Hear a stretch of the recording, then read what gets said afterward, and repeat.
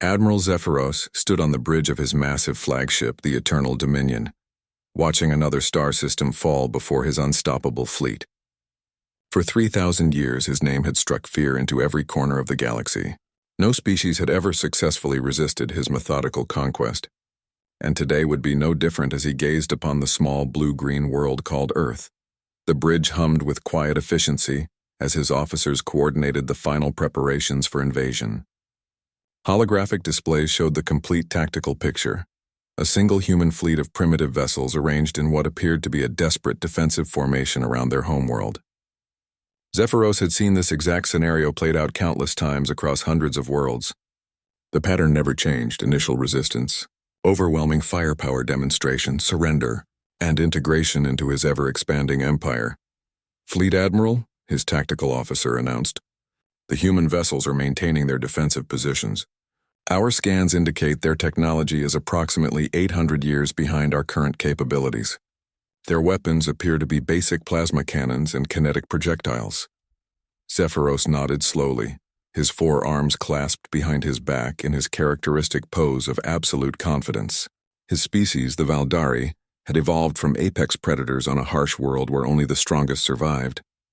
Their natural aggression, combined with superior intellect and advanced technology, had made them the undisputed masters of galactic warfare. Every battle was calculated, every victory predetermined through careful analysis and overwhelming force. The human fleet consisted of roughly 200 ships of various sizes, from small fighter craft to massive battleships that still looked pathetically inadequate compared to his own vessels. The Eternal Dominion alone was larger than their entire fleet combined, its dark hull bristling with weapons that could crack planets. Behind him stretched a formation of over 3,000 warships, each one capable of devastating entire continents. "Admiral," his communications officer spoke up, "we're receiving a transmission from the human fleet. They're requesting parley." This too was part of the familiar pattern. Desperate species often tried to negotiate when faced with his overwhelming might, hoping to buy time or perhaps find some weakness in his forces. Zephyros had heard every possible plea, threat, and bargaining attempt over his long career. None had ever succeeded in deterring him from his ultimate goal of universal conquest. "Put them through," he commanded, settling into his command throne with the casual ease of someone who had conducted this exact conversation thousands of times before. The holographic display flickered to life, revealing a human male in a simple military uniform. The being looked remarkably unremarkable. No natural weapons, no obvious physical advantages, just another weak species that had stumbled into his path. The human's eyes, however, held something that gave Zephyros a moment's pause. There was no fear there, no desperation. Instead, he saw what looked almost like anticipation. "I am Admiral Zephyros of the Valdari Empire. You will surrender your world unconditionally and submit to imperial rule.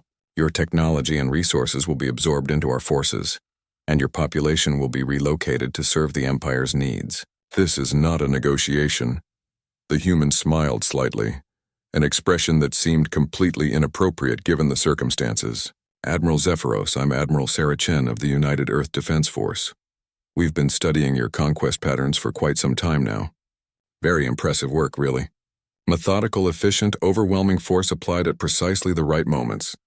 Something in the human's tone made Zephyros lean forward slightly.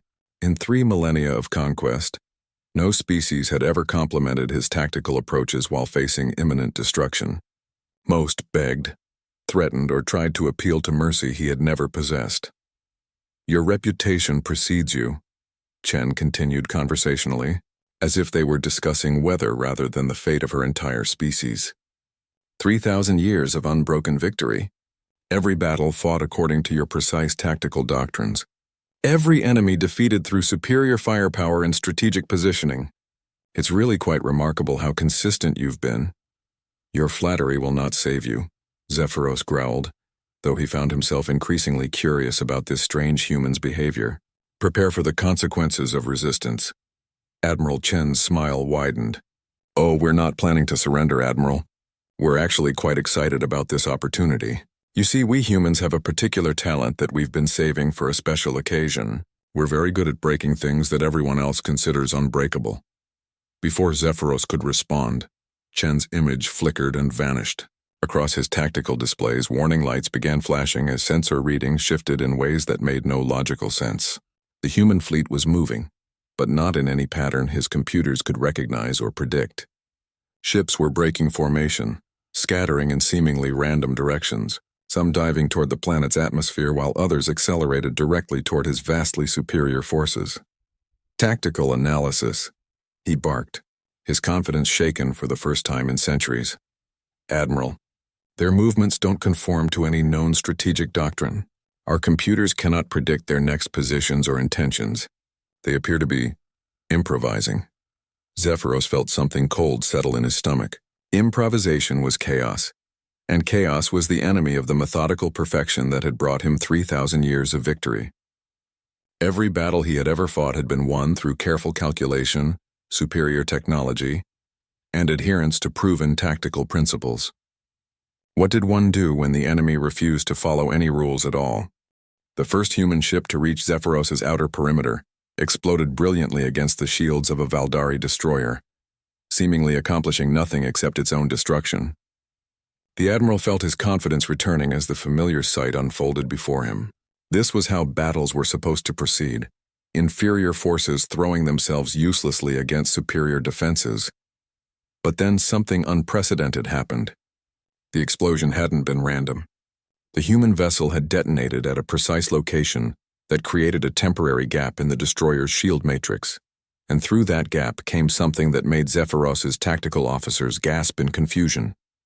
Hundreds of tiny objects, each no larger than a fighter craft, swarmed through the opening like angry insects.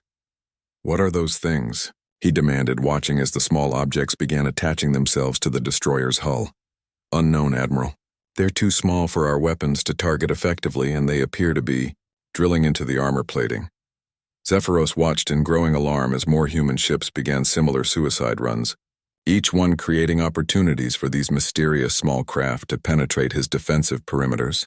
His destroyer suddenly lurched as internal explosions began ripping through its hull. The humans had somehow inserted tiny automated weapons inside his ships, attacking from within where armor was weakest. "All ships, emergency protocols," he commanded. "Seal all hull breaches and initiate internal security sweeps." But the humans weren't finished with their surprises. As his fleet focused on dealing with the internal threats, the remaining human vessels began exhibiting behavior that defied every principle of space combat. Instead of maintaining formation and exchanging fire at optimal ranges, they were flying in wild, unpredictable patterns that made targeting nearly impossible. One human frigate suddenly flipped end over end while continuing to accelerate forward, presenting an impossible target profile, while somehow maintaining accurate fire on Zephyros's cruisers. Another group of human ships linked their engines together in a configuration that should have been mechanically unstable, creating a spinning formation that generated its own gravitational anomalies. "Sir, their gravitational manipulation is disrupting our targeting computers," his weapons officer reported with barely concealed panic. "Our shots are being pulled off course by artificial gravity wells." The Admiral's mind raced as he tried to process what he was witnessing.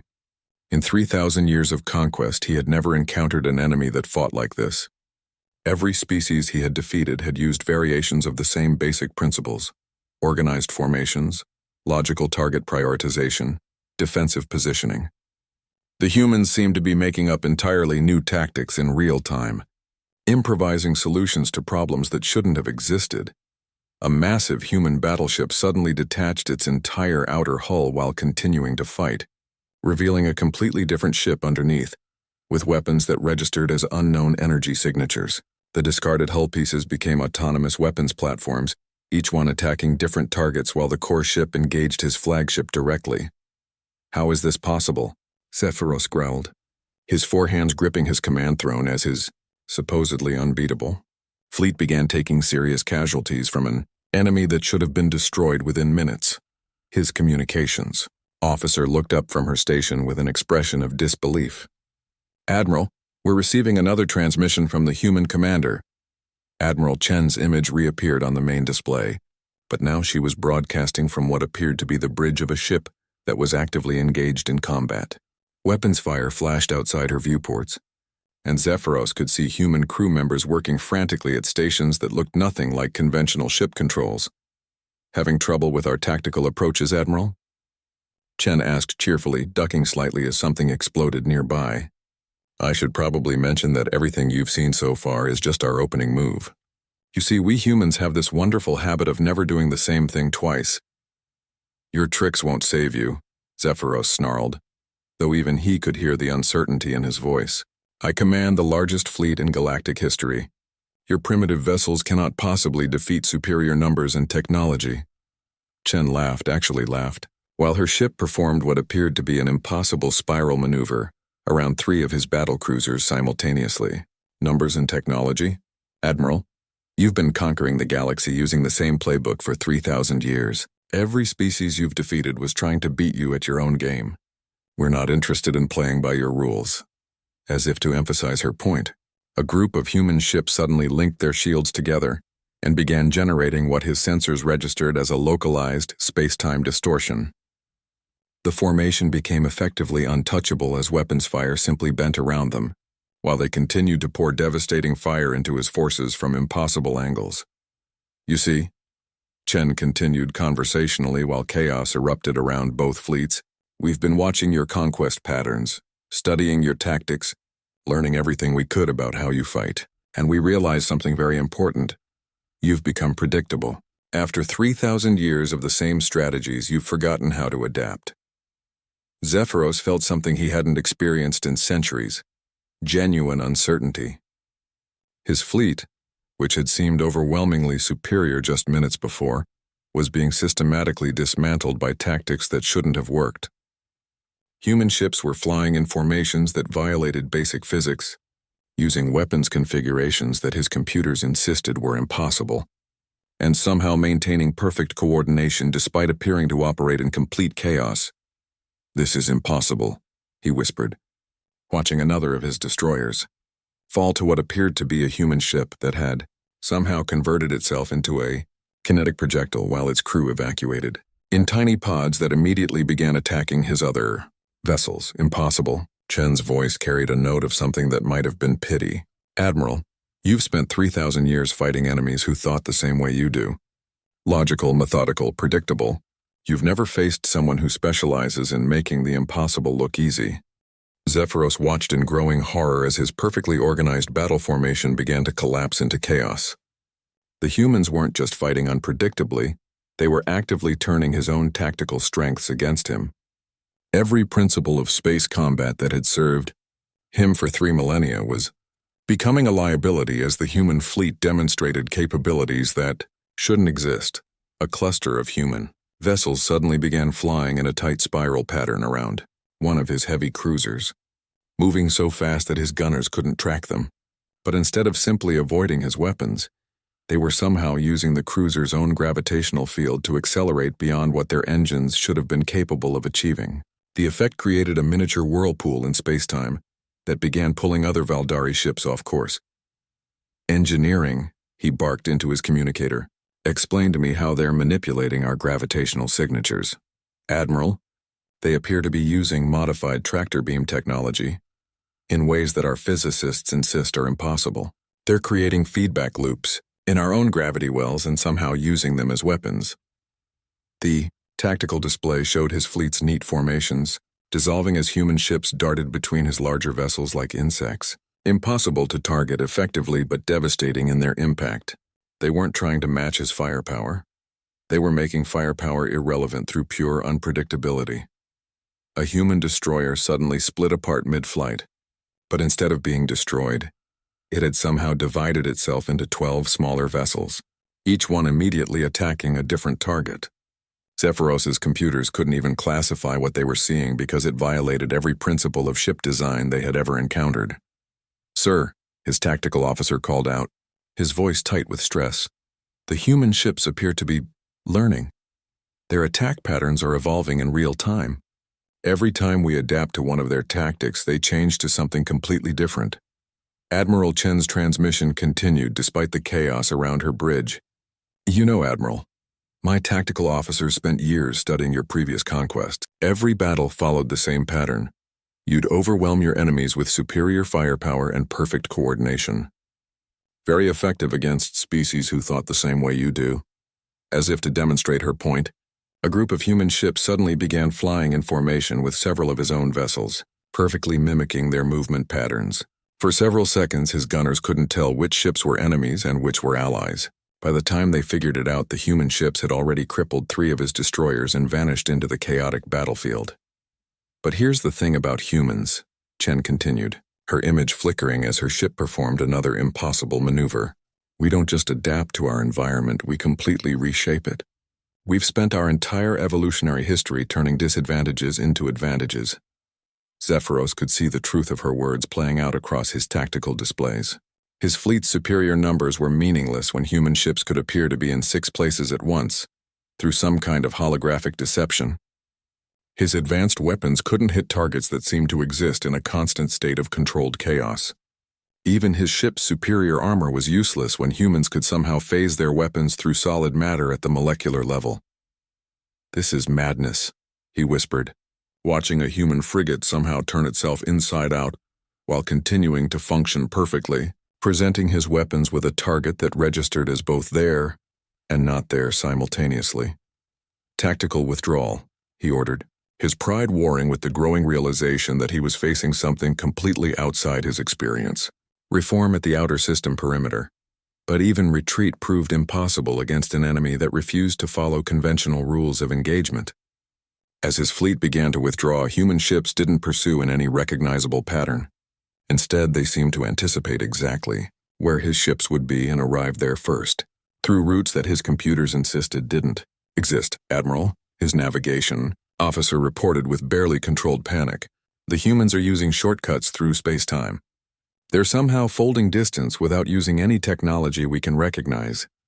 One of his battlecruisers suddenly found itself surrounded by human vessels that had apparently materialized from nowhere.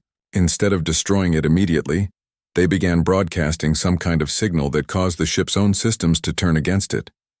Weapons began firing at random. Navigation went haywire and life support started cycling erratically. "They're not just attacking our ships," his communications officer reported. "They're somehow turning our technology against us. Our own computers are receiving instructions from the human fleet."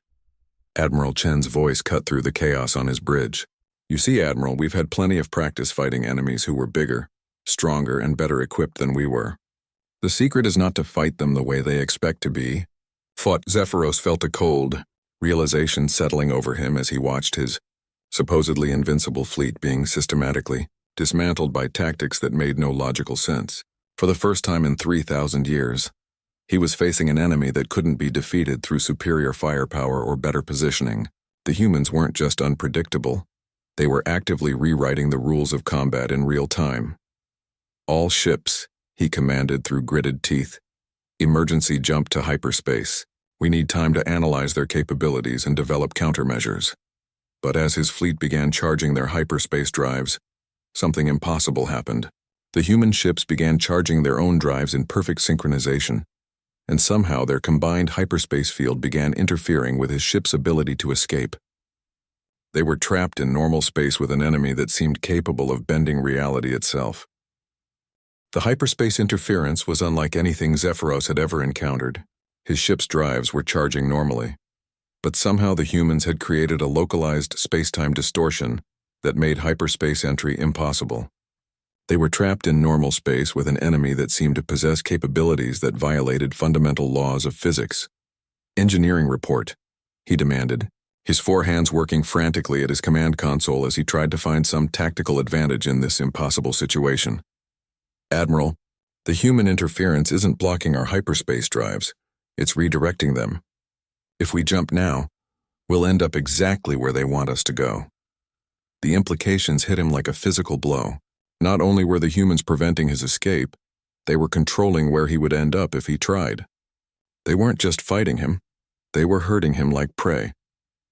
Across his view screen, he watched human ships continue their chaotic dance of destruction through his fleet. A group of 3 human destroyers suddenly combined their hull materials to form a single larger vessel with capabilities that exceeded anything either design should have possessed. The newly formed ship immediately began cutting through his battle line with weapons that seemed to phase in and out of existence. "Admiral," his science officer called out, her voice filled with disbelief.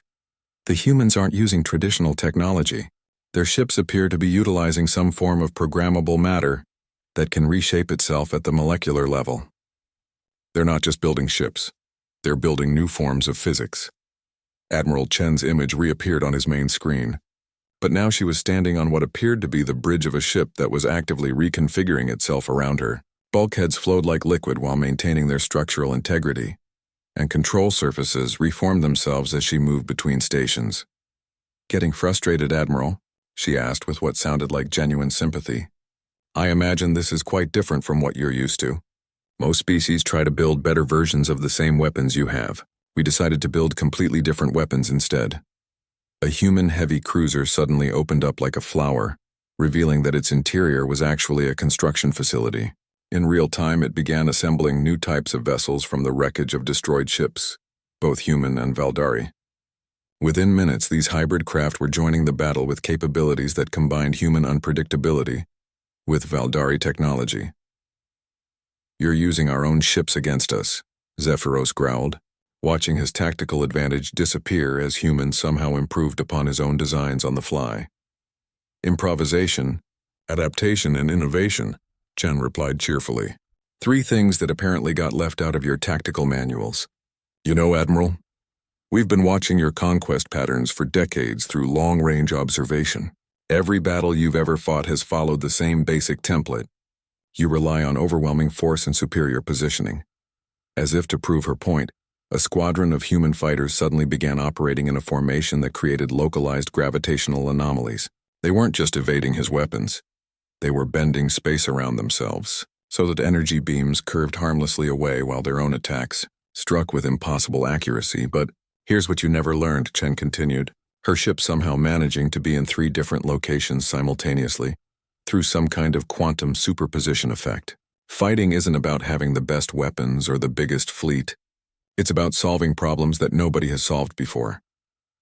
Zephyros felt his understanding of warfare crumbling as he watched human vessels demonstrate capabilities that his scientists insisted were impossible. Ships were sharing components across vast distances.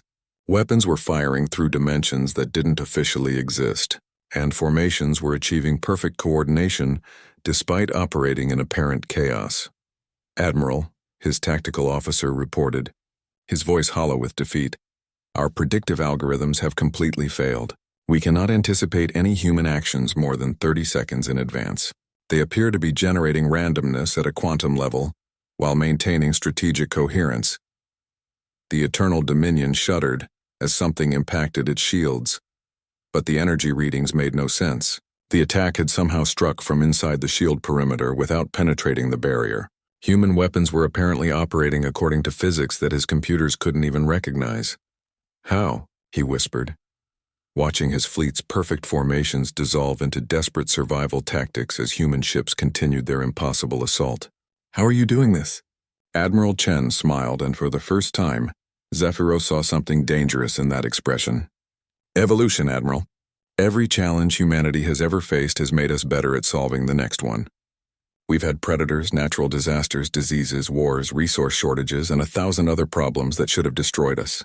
Instead, we learned to turn every obstacle into an opportunity.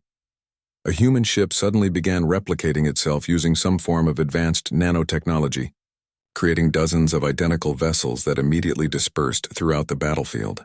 But each copy was slightly different, incorporating small improvements based on real-time combat data. The humans weren't just fighting. They were evolving their tactics through artificial selection. Your entire empire is built on the assumption that superior force equals victory," Chen continued, her words cutting through the chaos of battle. "You've spent 3,000 years fighting enemies who accepted that assumption. We're the first species you've encountered who decided to reject it entirely." Zephyros realized with growing horror that his traditional advantages, numbers, firepower, technological superiority, were not just useless against human tactics. They were actually becoming liabilities. His large ships were easy targets for human weapons that seemed to exist in multiple dimensions simultaneously. His organized formations were perfect victims for attacks that came from angles that shouldn't exist. Sir, his communications officer called out desperately, the humans are offering terms for surrender. For the first time in 3,000 years of conquest, Admiral Zephyros found himself seriously considering surrender. But even that concept had been redefined by human unpredictability. What did surrender mean to a species that seemed capable of rewriting reality itself? The word surrender felt foreign in Zephyros's mouth as he considered his rapidly dwindling options. Around him, his bridge crew worked frantically at stations that were no longer responding properly, their faces showing a mixture of disbelief and growing panic. The Eternal Dominion, flagship of the greatest fleet in galactic history, was losing systems to attacks that his engineers couldn't even classify. "Show me their terms," he said quietly, his pride warring with the undeniable reality that his 3,000-year winning streak was ending in the most humiliating way possible. Admiral Chen's image appeared once more, but now she was broadcasting from what appeared to be a command center that defied architectural logic. The space around her seemed to fold and unfold continuously, creating a three-dimensional environment that somehow contained more volume than its exterior dimensions should have allowed. "Admiral Zephyros," she began, her tone surprisingly respectful, "we're not interested in your surrender. That would just create the same cycle of conquest and subjugation that you've been perpetuating for millennia. We have a different proposal." "Speak," he replied curtly, watching his tactical display show the systematic dismantling of his outer fleet formations by human ships that continued to operate according to no recognizable laws of physics. "We want you to learn," Chen said simply. "Your empire has grown stagnant because you've been using the same tactics for 3,000 years. Every victory has made you more predictable, not stronger. We're offering you the chance to start thinking like humans." Zephyros felt his confusion deepen. In all his years of conquest, no enemy had ever offered to teach him anything. They had begged, threatened, bargained, but never proposed education as terms of engagement. "What do you mean?" he asked, genuinely curious despite his desperate tactical situation. Chen gestured to something off-screen, and suddenly Zephyros's tactical displays began showing impossible readings. Human ships were demonstrating new capabilities even as he watched. Vessels that split into smaller components that could think independently, weapons that attacked through folded spacetime, defensive systems that operated by convincing enemy weapons that they didn't exist. "Every human technology you've seen today was invented during this battle," Chen explained calmly. "We didn't prepare these tactics in advance. We created them in real time as responses to your attacks. That's what humans do, Admiral. We don't just adapt to challenges, we transcend them." A human heavy cruiser suddenly began broadcasting a signal that caused 3 of his battleships to simply stop functioning. Not destroyed, not damaged. They just ceased all operations as if someone had turned them off. The ships hung motionless in space while their crews reported that all systems were operational, but somehow unresponsive. "Your weapons are powered by controlled fusion reactions," Chen continued conversationally. "Very efficient, very powerful, but they depend on maintaining specific quantum states in your reactor cores. We just convinced those quantum states that they prefer to exist in a non-reactive configuration." Zephyros stared at her in growing amazement. "You can manipulate quantum states through conversation? Information warfare at the subatomic level," she confirmed. "We developed it about 20 minutes ago when we realized that your ship's computers were vulnerable to philosophical paradoxes. If you convince a quantum system that it's in an impossible state, it has to choose a different one." The Admiral felt his worldview reshaping itself around concepts that should have been impossible. For 3,000 years he had believed that warfare was about applying superior force through better organization. The humans were demonstrating that reality itself could be negotiated with. "But that's just one example," Chen continued, her ship somehow managing to exist in 12 different locations simultaneously while she spoke. "The real lesson is about thinking. Your empire succeeds through consistency and overwhelming force. Human civilization succeeds through chaos and creative problem-solving." As if to demonstrate her point, the human fleet suddenly reorganized itself into a formation that registered on his sensors as a 4-dimensional geometric structure. The implications made his head hurt. They were somehow using 3-dimensional space to create shapes that existed in 4 dimensions. "Admiral," his science officer called out weakly, "the human formation is creating a localized region of altered spacetime. They appear to be editing the laws of physics. Zephyros felt something that might have been fear as he realized the true scope of what he was facing. The humans weren't just better warriors. They were operating on a completely different level of reality manipulation. They didn't just use technology, they convinced the universe to work differently. You see, Chen said gently, your empire has conquered the galaxy by being better at doing the same things everyone else does. Bigger guns, stronger armor, faster ships. But humans don't try to be better at existing systems. We create entirely new systems. A group of human fighters suddenly began moving in patterns that created visible distortions in space-time around them. They weren't just flying. They were somehow teaching empty space to behave like a computer, using the fabric of reality itself as a processing medium for calculations that bent the laws of physics. This is impossible, Zephyros whispered, watching his entire understanding of technology and warfare collapse around him. Only if you think like a Valdari, Chen replied with something that sounded like kindness. We're not offering you surrender terms, Admiral. We're offering you the chance to learn how to think like something more than a predator, interested in becoming a partner instead of a conqueror. For the first time in his long life, Admiral Zephyros found himself faced with a choice that his tactical training had never prepared him for. He could continue fighting an enemy that seemed capable of rewriting reality itself, or he could try to learn from them. The decision would define not just his fate but the future of his entire empire. Admiral Zephyros stood alone on the bridge of his flagship, his four hands trembling slightly as he contemplated a decision that would change everything. Around him, his officers waited in silence, their eyes fixed on tactical displays that showed human ships doing things that their computers insisted were impossible. The Eternal Dominion hung motionless in space, surrounded by vessels that seemed to exist in multiple dimensions simultaneously. Admiral Chen, he said finally, his voice carrying none of its former arrogance. I accept your offer. Teach us. The response was immediate and unexpected. Instead of gloating or making demands, Admiral Chen's image simply nodded, with what appeared to be genuine respect. Thank you, Admiral. I think you're about to discover that learning is much more interesting than conquering. As if responding to some invisible signal, the human fleet began to change again. But this time, instead of demonstrating impossible weapons or reality-bending tactics, they began to show Zephyros something far more profound, how they thought about problems that had no solutions. A human science vessel approached the Eternal Dominion slowly, broadcasting streams of data that made Zephyros's tactical officers gasp in amazement. The information wasn't about weapons or defenses, it was about thinking itself. Mathematical proofs that solved equations by changing the questions, engineering blueprints that worked by convincing matter to behave differently, and strategic doctrines based on turning weaknesses into advantages. The first lesson, Chen explained as her image appeared in the center of his bridge, through some form of holographic projection that felt completely real, is that there's always another way to approach any problem. Your empire succeeded by being very good at one approach, overwhelming force. But what happens when you encounter something that can't be overwhelmed?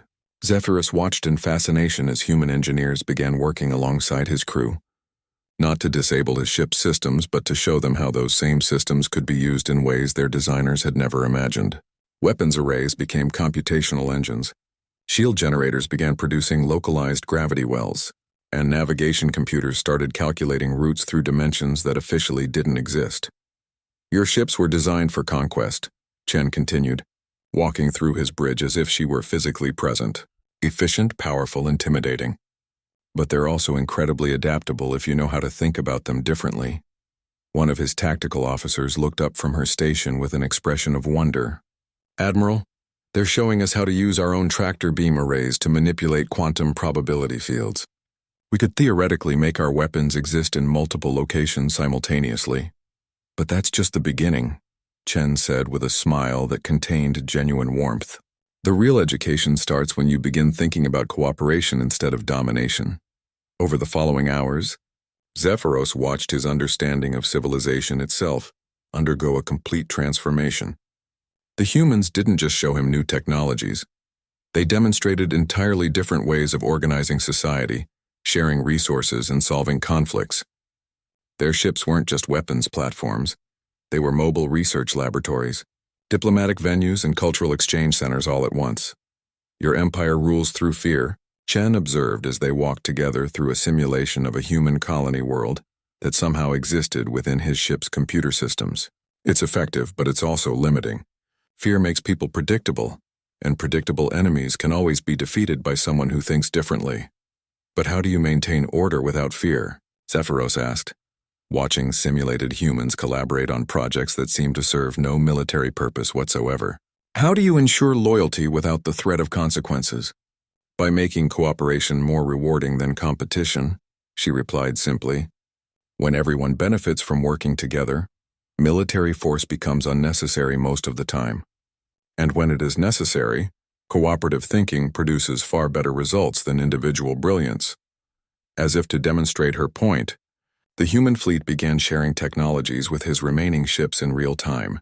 Valdari engineers worked alongside human scientists to develop hybrid technologies that neither species could have created alone. Weapons that could defend as easily as attack, shields that could also serve as communication networks, and engines that bent space-time in ways that made faster-than-light travel seem primitive. This is remarkable, Zephyros admitted as he watched his officers learning to think in ways that their training had never prepared them for. But what about my empire? 3,000 years of conquest can't simply be undone. Chen nodded seriously. No, it can't, but it can be transformed. Your empire has infrastructure, organization, and resources spread across thousands of worlds. Instead of using those advantages for conquest, they could be used for exploration, research, and helping other species develop their own potential. The idea was so alien to everything Zephyros had believed that it took him several minutes to fully process it. An empire that existed to help others grow stronger instead of weaker, military forces that protected and nurtured instead of conquered and subjugated. It won't be easy, Chen warned. Many of your people will resist the change. Fear of the unknown is natural, even when the unknown offers better possibilities. But you'll help us? He asked, feeling something that might have been hope stirring in his chest for the first time in centuries.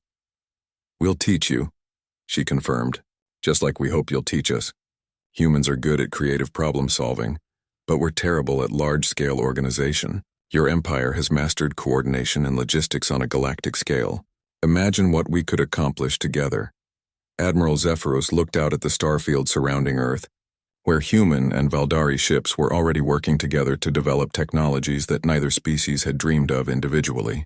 For the first time in 3,000 years, he wasn't planning the conquest of another world. Instead, he was imagining what the galaxy might look like when cooperation replaced domination as the primary driving force of civilization. Admiral Chen, he said formally, on behalf of the Valdari Empire, I would like to propose an alliance. Her smile could have lit up entire star systems. Admiral Zephyros, on behalf of humanity, I accept. Let's see what happens when two completely different ways of thinking decide to work together instead of fighting each other. The Unbreakable conqueror had finally met something stronger than overwhelming force, the infinite creativity of minds that refused to accept limitations. And in learning to think like humans, he discovered that breaking the unbreakable was just the beginning of possibilities he had never imagined.